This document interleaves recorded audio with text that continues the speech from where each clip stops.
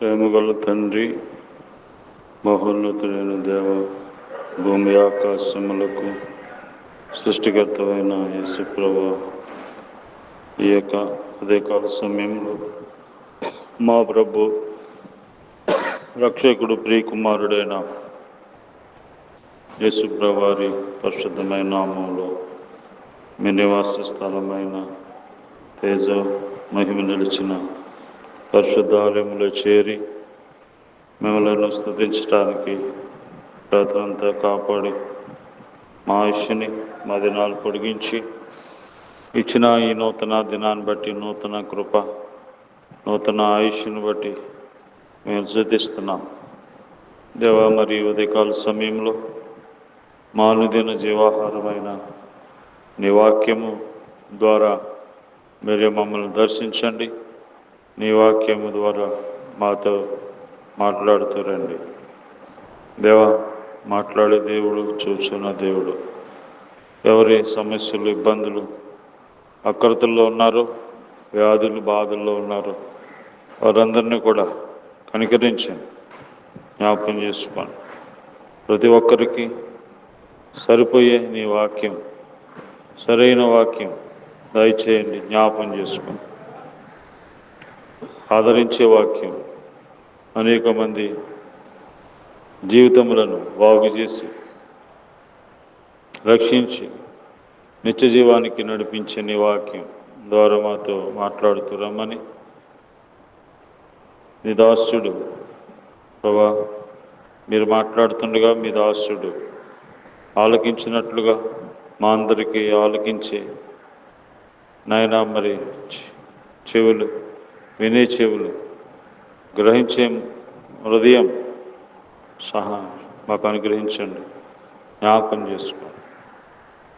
యేసు ప్రభు నామములో ప్రార్థిస్తున్నాం తండ్రి, ఆమేన్.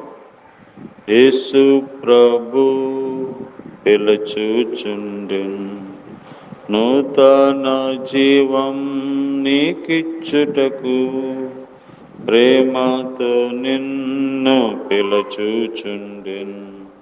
దొరుకు ముక్తి ప్రభు చెంతనే, రండి రండి సర్వజనమా, వెళ్ళేదము మనమందరము. రండి రండి సర్వజనమా, వెళ్ళేదము మనమందరము. అందరిలో ఉన్నతుడు ఆయన నీవు చేర్చుకొను, అందరిలో ఉన్నతుడు ఆయన నీవు చేర్చుకొను. రక్షణ నీవు పొందు నేడే, రక్షణ నీవు పొందు నేడే. రండి రండి సర్వజనమా, వెళ్ళేదము మనమందరము. నీ జీవము ఏ పాటిది, ఒకనాడిది విడువవలెన్. నీ జీవము ఏ పాటిది, ఒకనాడిది విడువవలెన్. వ్యర్థం వ్యర్థం ఈ లోకమాయా, వ్యర్థం వ్యర్థం ఈ లోకమాయా. రండి రండి సర్వజనమా, వెళ్ళేదము మనమందరము. రండి రండి సర్వజనమా, వెళ్ళేదము మనమందరము. నీ కొరకే తెంచే నీలా, ముక్తినిచ్చే యేసు ప్రభు. నీ కొరకే తెంచే నీలా, ముక్తినిచ్చే యేసు ప్రభు. ఒప్పుకొను తప్పిదములన్, ఒప్పుకొను తప్పిదములన్. రండి రండి సర్వజనమా, వెళ్ళేదము మనమందరము. యేసు ప్రభు పిలుచుచుండెన్. నూతన జీవం నీకిచ్చుటకు ప్రేమతో నిన్ను పిలుచుచుండెన్. దొరుకు ముక్తి ప్రభు చెంతనే, రండి రండి సర్వజనమా, వెళ్ళేదాము మనమందరము. రండి రండి సర్వజనమా, వెళ్ళేదాము మనమందరము. యేసు ప్రభు వారు పిలుచుచున్నారు. ఆయన దగ్గరికి వచ్చినప్పుడు నూతన జీవితం, నూతన బ్రతుకుని దేవుడు మనకిస్తాడు. కనుక ప్రేమతో యేసు పిలుచుచున్నాడు. ఈ దినం మనకు దేవుడు సిద్ధపరిచిన వాగ్దానం మొదటి దినవృత్తాంతములు 17వ అధ్యాయం 10వ వచనం. నీ పగవారందరికీ అందరినీ నేను అణిచివేసేదను, అదిగాక యెహోవా నీకు సంతతి కలుగ చేయనని నేను నీకు తెలియజేసి తిని. నీ పగవారందరినీ నేను అణిచివేసేదను. దేవుడు దావీదుకి ఇచ్చినటువంటి వాగ్దానం. దేవుడు దావీదు విషయంలో ఎన్నో వాగ్దానములు దేవుడు ఇచ్చాడు. కాబట్టి ఆ వాగ్దానంలో వాగ్దానం దావీదు యొక్క పగవారందరినీ అణిచివేసి అతనికి సంతానం ఇచ్చి అతని రాజ్యమును స్థిరపరుస్తాను అని దేవుడు వాగ్దానం ఇస్తూ ఉన్నాడు. కనుక దేవుడు మన పగవారందరినీ అణిచివేయాలంటే మనం ఏం చేయాలి అని ఆలోచన చేస్తే, మొదటి సమూయేలు గ్రంథము 26వ అధ్యాయం 23వ వచనంలో, యెహోవా ఈ దినమున నేను నాకు అప్పగించినను, నేను యెహోవా చేత అభిషేకమునందిన వారిని చంపనలేకపోయినందున ఆయన నా నీతిని నా విశ్వాసతను చూసి నాకు ప్రతిఫలము దయచేయును. మన పగవారిని దేవుడు అణిచివేయాలంటే మనము మన పగవారిని క్షమించాలి. మన పగవారిని మనం క్షమించాలి. దావీదు శత్రువు సౌలు. ఈ సౌలు దావీదుకి దొరికాడు, చంపడానికి అవకాశం వచ్చింది. కానీ దేవుడికి భయపడి దావీదు తన శత్రువు అయినటువంటి సౌలును క్షమించి అతనికి ఏ హాని ఏ కీడు చేయలేదు. తన పగవాడిగా ఉన్నటువంటి సౌలును దావీదు క్షమించిన వాడిగా ఉన్నాడు. కాబట్టి అందుకనే దావీదుని దేవుడు ఆస్వాదించాడు. మనము కూడా మన పగవారిని, మనకు కీడు చేస్తున్న వారిని, మనకు హాని చేస్తున్న వారిని, మన ఎడల విరోధమైన భావము కలిగిన వారిని మనము క్షమించేవారిగా ఉండాలి. దేవుడు మనల్ని క్షమించాడు కనుక మన శత్రువులను కూడా మనం క్షమించాలి. మీరు పరలోకమందున్న దేవునికి కుమారులై ఉన్నట్లు మీ శత్రువులను ప్రేమించండి. మీ శత్రువు ఆకలిగా ఉంటే భోజనం పెట్టమన్నాడు. కాబట్టి మొదటి విషయం ఏంటంటే మనము శత్రువులను, పగవారిని క్షమించేవారిగా ఉండాలి. ఇది మొదటి విషయము.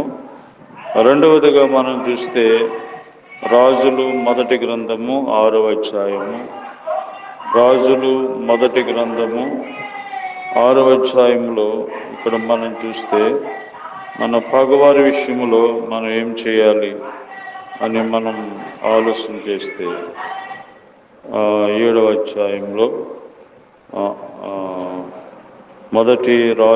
రెండవ రాజుల గ్రంథము 6వ అధ్యాయము 21వ వచనం. అంతటా ఇశ్రాయేలు రాజు వారిని పారజూచి, నాయనా వీరిని కొట్టుదునా అని ఎలీషా అడుగగా, అతడు నీ వీరిని కొట్టవద్దు, నీ కత్తి చేతను నీ వింటి చేతను నువ్వు చెరపట్టిన వారినైనా కొట్టుదువా? వారికి భోజనం పెట్టించి వారు తిని త్రాగిన తర్వాత వారు తమ యజమాని వద్దకు వెళుదురని చెప్పాను. ఇక్కడ శత్రువుని ఎడల మరి మనము ప్రేమించేవారిగా ఉండాలి. శత్రువులను మనం ప్రేమించేవారిగా ఉండాలి.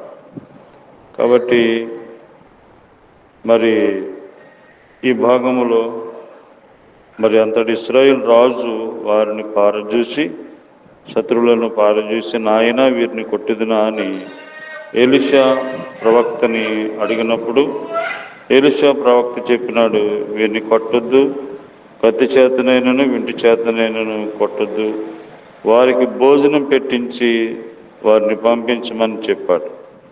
ఎంత అద్భుతమైన ప్రేమ! తన మీదకి వచ్చినటువంటి శత్రు సైన్యాన్ని ప్రేమించమని దేవుడు చెప్పాడు. కాబట్టి మన పగవారిని కూడా మనం ఏం చేయాలి? ప్రేమించాలి, క్షమించాలి, తర్వాత మనం ప్రేమించాలి.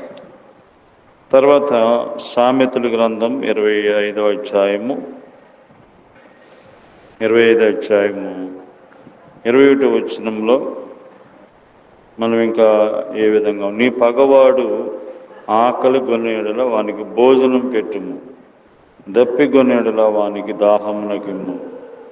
పగవారిని ఆదుకోవాలి, మన ఎడల విరోధంగా ఉన్న వారిని ఆదుకోవాలని పరిశుద్ధ గ్రంథం బైబిల్ చెప్తుంది. నీ పగవాడు ఆకలి కొంటే వానికి భోజనం పెట్టు, దప్పికొంటే అతనికి నీళ్ళు ఇమ్మని చెప్పాడు. కాబట్టి ఇది దేవుని యొక్క ప్రేమ, ఇది దేవుని యొక్క పరలోక ప్రేమ. ఈ కార్యమును మానవుడు ఎవరు చేయలేరు, కానీ దేవునిని ఎవరైతే కలిగి ఉంటారో వారి పని చేయగలరు. కాబట్టి మనమైతే మరి స్నేహితులకి, ఇంట్లో వాళ్ళకి భోజనం పెట్టడం, కానీ మరి పగవారికి మనం భోజనం పెట్టగలమా? మరి దేవుని చెప్పిన విషయం ఏంటంటే, నీ పగవాడు ఆకలిగా ఉంటే వానికి భోజనం పెట్టు. కాబట్టి అప్పుడు దేవుడు నువ్వు చేసిన దానికి నీకు ప్రతిఫలము దయచేస్తాడు. కాబట్టి నీ పగవారిని దేవుడు అణిచివేయాలంటే నీ పగవారి విషయంలో నువ్వేం కలిగి ఉండాలి? క్షమాపణ కలిగి ఉండాలి, ప్రేమించాలి, ఆదుకోవాలి. నీ పగవారిని, నీ శత్రువులను విషయంలో మనం క్షమించే మనసు, ప్రేమించే మనసు, ఆదుకునే మనసు కలిగి ఉండాలి. ఆ విధంగా ఉన్నప్పుడు దేవుడే నీ విషయంలో అన్ని విషయాల్లో ప్రభు సహాయం చేస్తారు. ఆ విధంగా ప్రభు మనకు సహాయం చేయనుగా. ప్రేమగల ప్రభా, దయగల తండ్రి, మా పగవారి విషయంలో మేము ఎలాగుండాలో మాతో మాట్లాడారు. మా పగవారిని మేము క్షమించాలి, ప్రేమించాలి, ఆదుకోవాలని మాట్లాడుతూ వచ్చారు. అలాంటి మనసు నాయన, మీలాంటి మనసు అందరికీ ప్రసాదించారు. శత్రువైన మమ్మల్ని మీరు క్షమించారు, ప్రేమించారు, ఆదుకున్నారు. అందుని బట్టి స్తోత్రాలు. ఆయన మేము ఇంకా శత్రువులమై ఉండగా మీరు మమ్మల్ని ప్రేమించారు, మా కొరకే ప్రాణం పెట్టారు, మా రక్షణ కొరకే రక్తమంత ఇచ్చారు. ఆయన మా పక్షంగా పోరాడుతూ వచ్చారు. వందనాలు. ఈ విషయాన్ని ప్రతి వారు తెలుసుకోవడానికి సహాయం చేయండి. మా దేశ రక్షణ అధికారులు, గ్రామ రక్షణ కొరకు ప్రార్థిస్తున్నాం.